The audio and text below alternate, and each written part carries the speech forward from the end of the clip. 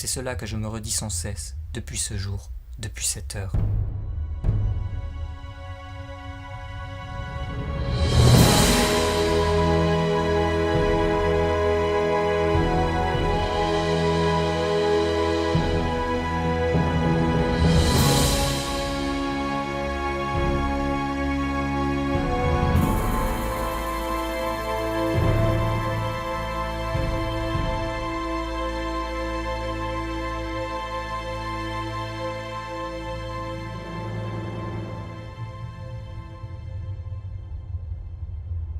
Ma bien-aimée, mon abandonné, m'a perdu.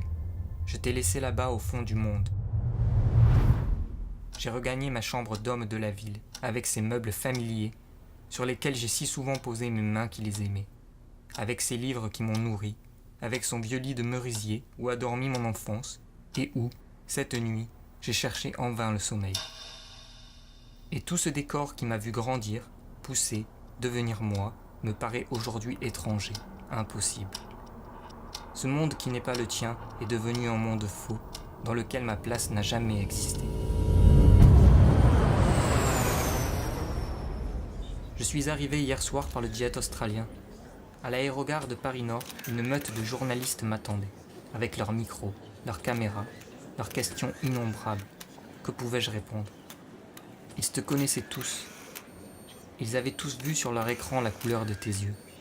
L'incroyable distance de ton regard, les formes bouleversantes de ton visage et de ton corps. Même ceux qui ne t'avaient vu qu'une fois n'avaient pu t'oublier. Je les sentais derrière les réflexes de leur curiosité professionnelle, secrètement émus, déchirés, blessés. Mais peut-être était-ce ma propre peine que je projetais sur leur visage, ma propre blessure qui saignait quand ils prononçaient ton nom. J'ai regagné ma chambre, je ne l'ai pas reconnue. La nuit a passé, je n'ai pas dormi. Derrière le mur de verre, le ciel qui était noir devient blême. Les 30 tours de la Défense se teintent de rosée. La tour Eiffel et la tour Montparnasse enfoncent leurs pieds dans la brume. Le Sacré-Cœur a l'air d'une maquette en plâtre posée sur du coton. Sous cette brume empoisonnée par leur fatigue d'hier, des millions d'hommes s'éveillent, déjà exténués d'aujourd'hui. Du côté de Courbevoie, une haute cheminée jette une fumée noire qui essaie de retenir la nuit. Sur la Seine, un remorqueur pousse son cri de monstre triste. Je frissonne. Jamais, jamais plus je n'aurai chaud dans mon sang et dans ma chair.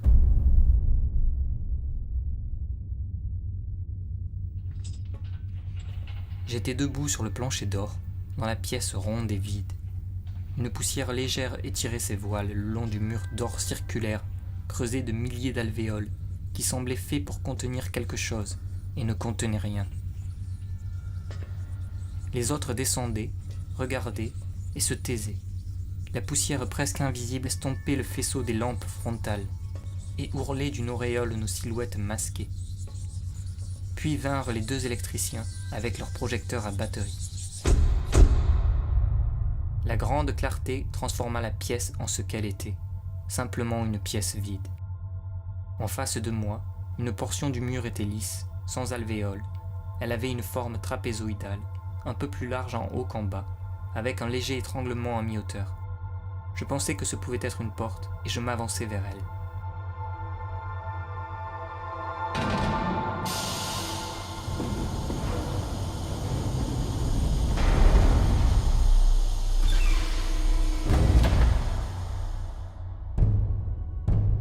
C'est ainsi que je fis mes premiers pas vers toi.